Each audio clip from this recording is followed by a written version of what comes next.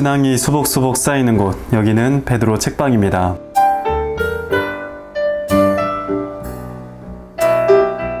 안녕하세요. 오랜만에 인사드립니다. 베드로 책방입니다. 지난 영상에서 소개해드린 3권의 책들을 이미 3권 전부 다 구입을 하셔서 읽으셨다는 소식도 전해 들었습니다. 여러분들이 성경에 조금씩 가까워진다는 생각이 들 때마다 제가 이렇게 책을 소개하는 어떤 보람을 느끼는 것 같습니다. 그래서 오늘도 그 기쁨을 계속해서 지속하기 위해서 오늘도 성경과 관련된 책 한 권을 또 가져왔습니다. 바로 성경 여행 스케치라는 책으로 오늘 이 시간 여러분과 함께 이야기 나누겠습니다.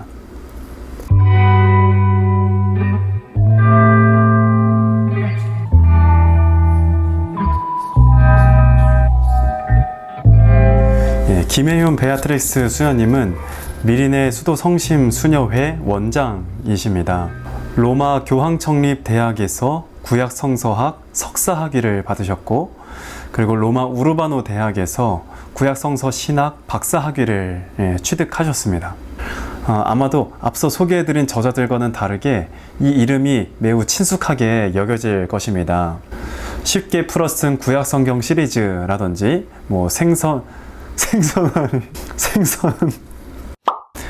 생소나리, 그리고 구약 성경 통건 노트 등의 책으로 여러분들과 자주 만나고 접할 수 있었던 분이시기도 합니다. 그래서 이러한 저서들로 대중성과 전문성, 이 두 마리의 토끼를 동시에 잡아내는 저자의 감각이 돋보입니다.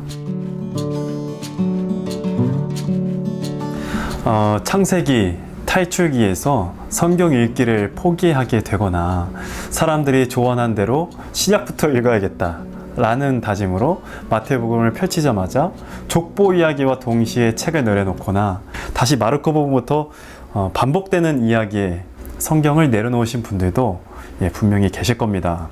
그래서 저자 김혜윤 수녀님은 우리가 무작정 성경에 돌진해서 그냥 성경을 바로 읽으려고 하지 말고, 마치 여행을 떠날 때 우리가 여행 채비를 차리고 계획하는 단계를 우리가 거치는 것처럼 똑같이 성경을 읽기 전에도 좀 준비를 하고 성경 읽기를 시작해보면 어떻겠느냐라는 제안을 하십니다. 그래서 그림을 그릴 때 전체적인 어떤 윤곽을 잡기 위해서 스케치를 간략하게 그리고 빠르게 해나가는 것처럼 성경을 한번 스케치해보는 작업이 이 책의 목표입니다.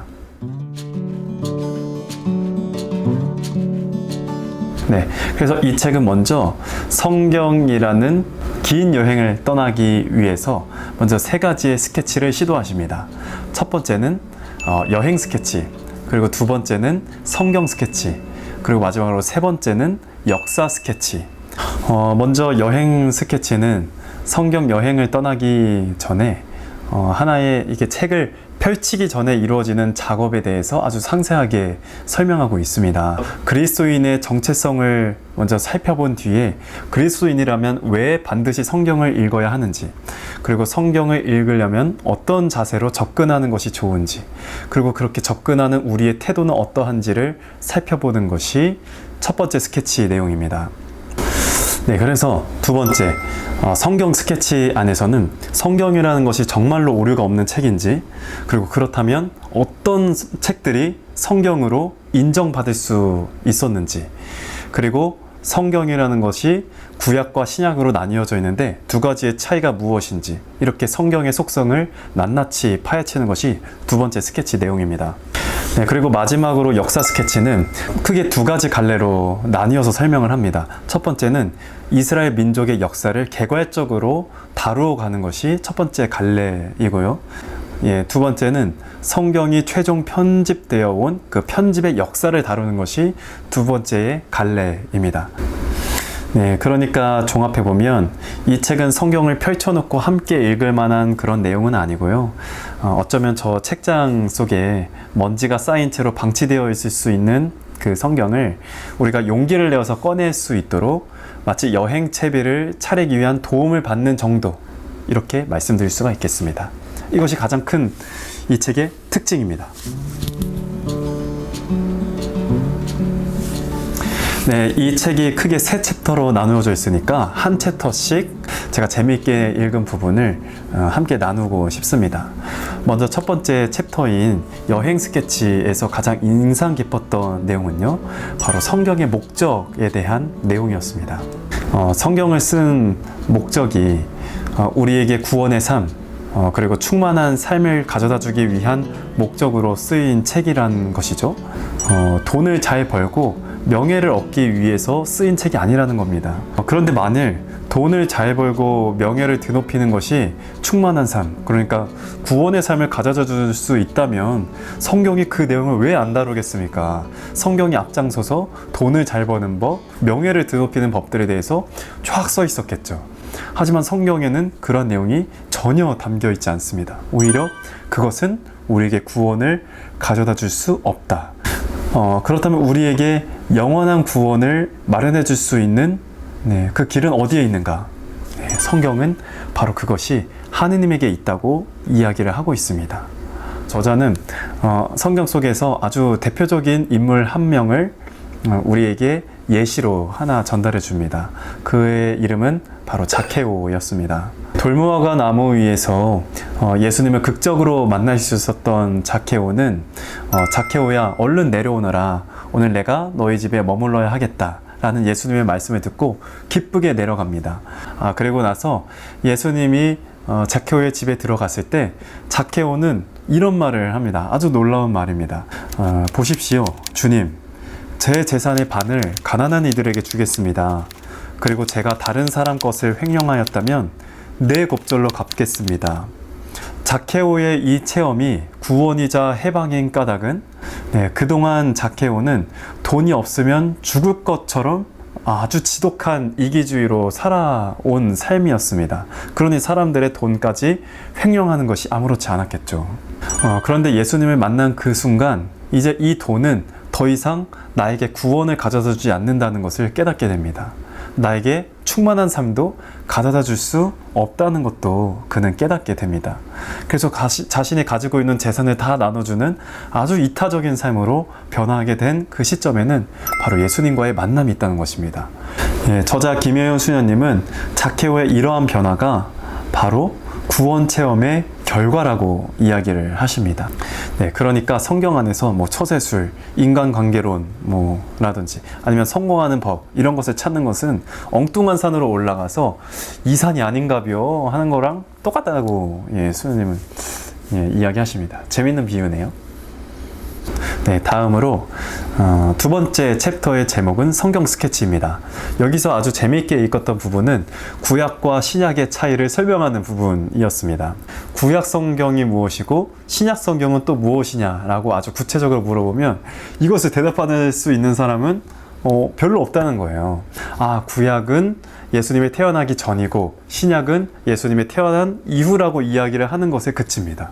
그러니까 이거는 구약과 신약을 정확하게 알고 있다고 말하기는 좀 어려운 부분이죠. 그럼 구체적으로 들어가 보면 구약, 즉 옛 계약이라는 것은 무엇인가?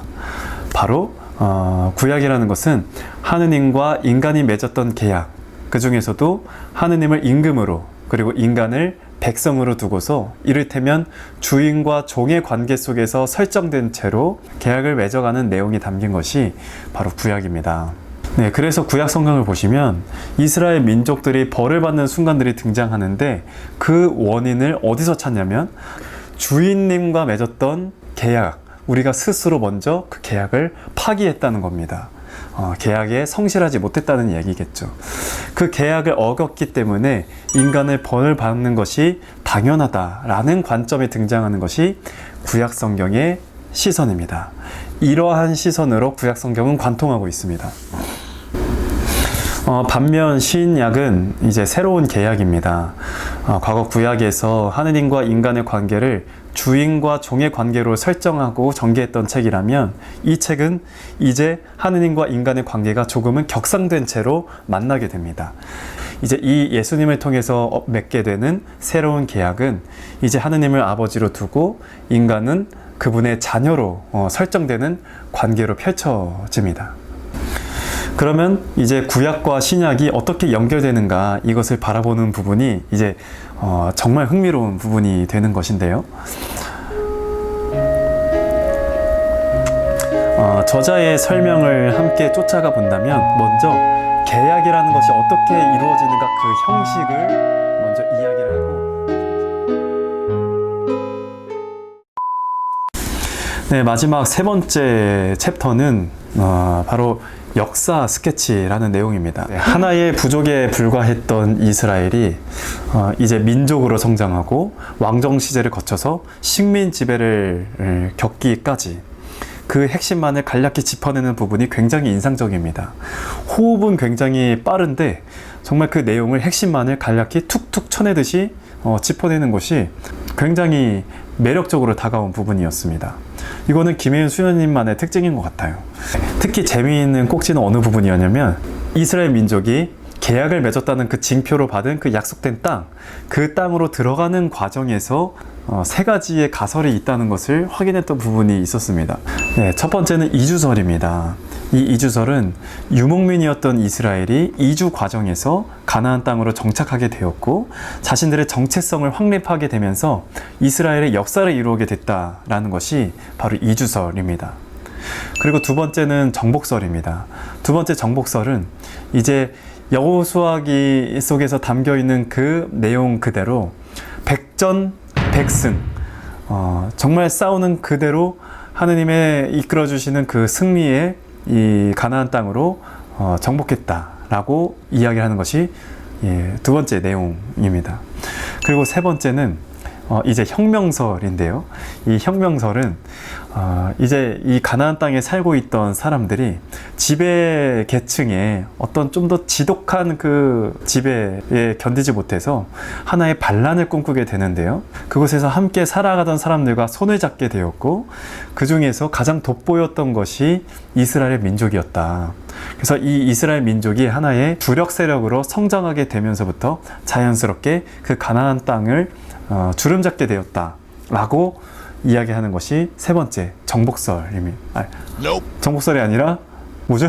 혁명설, 내부 혁명설, 바로 그것입니다.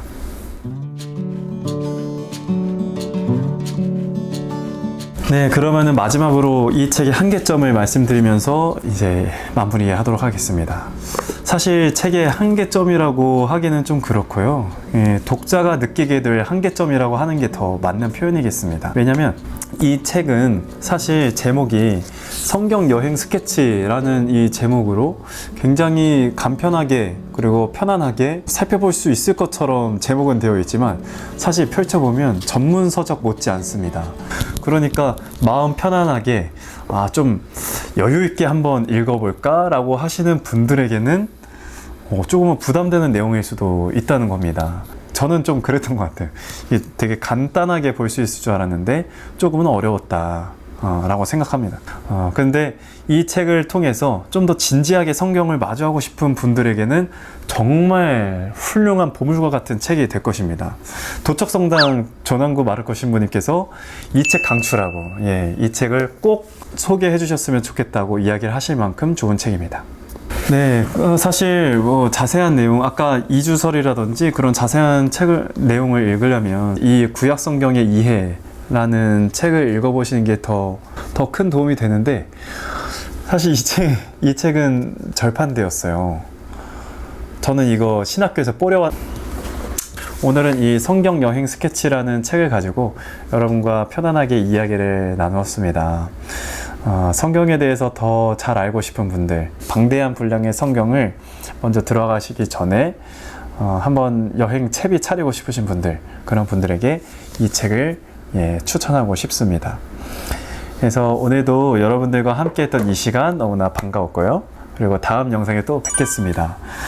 그리고 마지막으로 제가 말씀을 드려야 되는 것이 있는데 이제 이 공간이 여러분들과 소통할 수 있는 마지막 공간이 되었습니다. 왜냐하면 제가 6월 16일부로 수원교구 교구청 홍보국으로 발령이 났기 때문에 이제는 홍보국으로 건너가서 이제 영상을 찍어야 될 것 같습니다. 물론 홍보국에서 저에게 주어진 시간이 얼마나 허락되는지를 몰라서 오늘 이번처럼 업로드 기간이 굉장히 길어질 수도 있는데요. 근데 그래도 홍보국에 들어가서도 하느님께서 이루고자 하시는 그 뜻을 최대한 이루기 위해서 노력하겠습니다. 그리고 시간이 남는 대로 여러분들에게 소개해 드릴 수 있는 유익한 책들 틈나는 대로 또 소개해 드리도록 하겠습니다. 지금까지 베드로 책방이었고요. 또 다음에 기쁜 얼굴로 웃는 얼굴로 또 만나도록 하겠습니다. 안녕히 계십시오.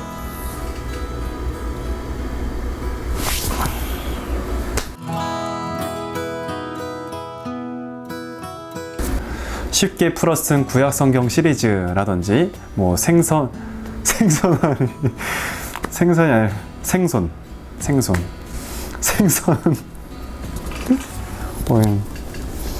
생선은 무슨 생선이야?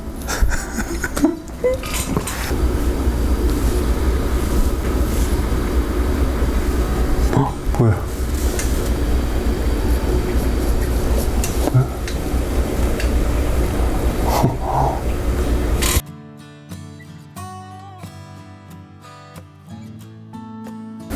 머리 이상한 것 같아. 조명이 좀 받는구만. 기타 치는 것도 마지막이야. 오, 베드로 이거 스티커 붙여야겠다. 어울리나? 어울린다. 요것도 어울리나? 이거는 여기 아니다. 별로 안 어울리나? 베드로 책방.